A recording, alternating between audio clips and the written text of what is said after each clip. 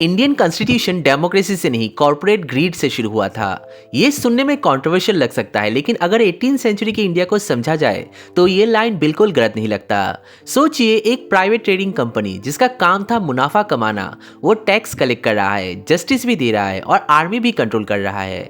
इस कंपनी का नाम था ईस्ट इंडिया कंपनी और इसी अनचेक पावर ने जन्म दिया रेगुलेटिंग एक्ट 1773 को।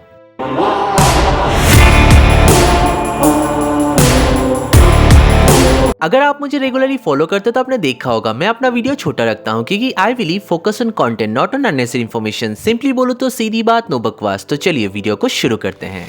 18वीं सेंचुरी के मिडिल तक battle of Plassey and battle of Buxar के बाद ईस्ट इंडिया कंपनी बंगाल का दीवानी पावर्स ले चुका था।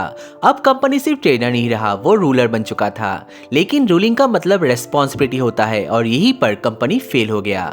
करप्शन नॉर्मल बन चुका था। कंपनी ऑफिशियल्स पर्सनल वेल्थ के लिए इंडियन रिसोर्सेज का एक्सप्लॉयटेशन कर रहे थे और साथ ही एडमिनिस्ट्रेशन वीक था एंड गवर्नेंस एब्सेंट था। और फिर आया बंगाल फेमाइन ऑफ 1770।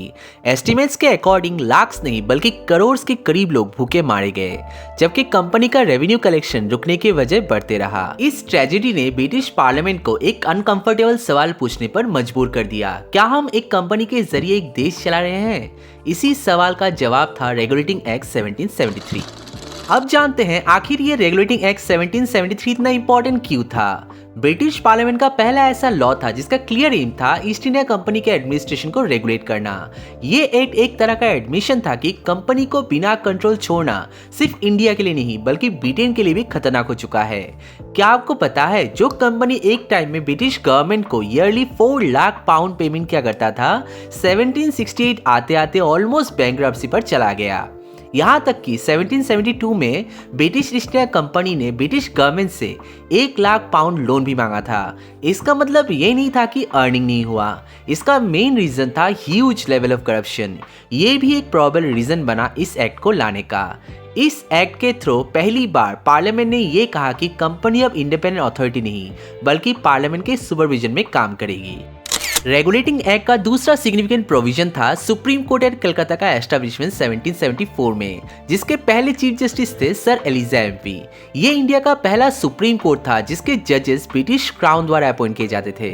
इस कोर्ट का ऑब्जेक्टिव था कंपनी के ऑफिशियल्स पर लीगल कंट्रोल लाना और आर्बिट्रेरी रूल को रोकना। यहीं पर हम एक इंपॉर्टेंट कॉन्स्टिट्यूशनल आइडिया देखते हैं, एग्जीक्यूटिव एंड जुडिशरी के सेपरेशन का अर्ली अटेम्प्ट। लेकिन जो थ्योरी में अच्छा लग रहा था, प्रैक्टिस में उतना ही डेंजरस साबित हुआ। Tussle between governor council and supreme court and साथ ही टॉर्चर कमेटी का क्रिएशन इसके विटनेस बने। रेगुलेटिंग एक्ट ने कंपनी और पार्लियामेंट के रिलेशनशिप को भी डिफाइन किया।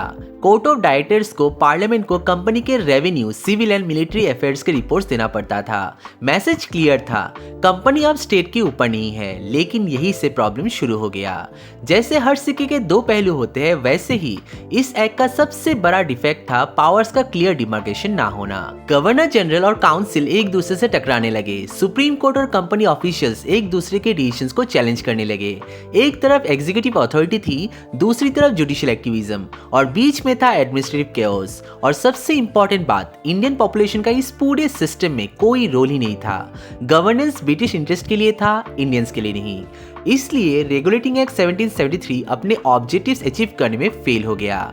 ना तो करप्शन इफेक्टिवली कंट्रोल हो पाया, ना ही एडमिनिस्ट्रेटिव स्टेबल हो पाई। ब्रिटिश पार्लियामेंट को यह मानना पड़ा कि सिर्फ रेगुलेशन काफी नहीं है, पावर का क्लियर कंट्रोल एंड डायरेक्शन भी जरूरी है। फिर भी रेगुलेटिंग एक्ट को एक सिंपल फेलियर कहना गलत होगा। इस एक्ट ने इंडियन पॉलिटी की इवोल्यूशन में कुछ इंपॉर्टेंट फाउंडेशंस रखा।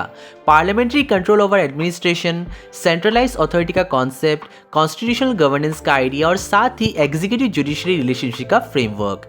इसी वजह से हिस्टोरियंस कहते हैं रेगुलेटिंग एक्ट 1773 प्रैक्टिस में फेलियर था लेकिन प्रिंसिपल में रिवोल्यूशन। और यहीं पर कहानी रुकता नहीं बल्कि एक नया सवाल खड़ा होता है। अगर रेगुलेटिंग एक्ट का कंट्रोल वीक था, अगर अथॉरिटी कंफ्यूज था, अगर पार्लियामेंट अब सीरियस हो चुका था, तो अगला स्टेप क्या था? ब्रिटिश पार्लियामेंट ने रियलाइज किया कि कंपनी को रेगुलेट नहीं कंट्रोल करना पड़ेगा और इसी रियलाइजेशन से जन्म लेता है एक और powerful law, Pitt's India act 1784, जो कंपनी एंड क्राउन के बीच पावर का क्लियर डिवीजन करता है। नेक्स्ट वीडियो में हम देखेंगे पिट्स इंडिया एक्ट 1784 ने कैसे कंपनी रूल को प्रैक्टिकली ब्रिटिश गवर्नमेंट के हाथ में दे दिया। यही से ब्रिटिश राज का रियल स्ट्रक्चर शुरू होता है।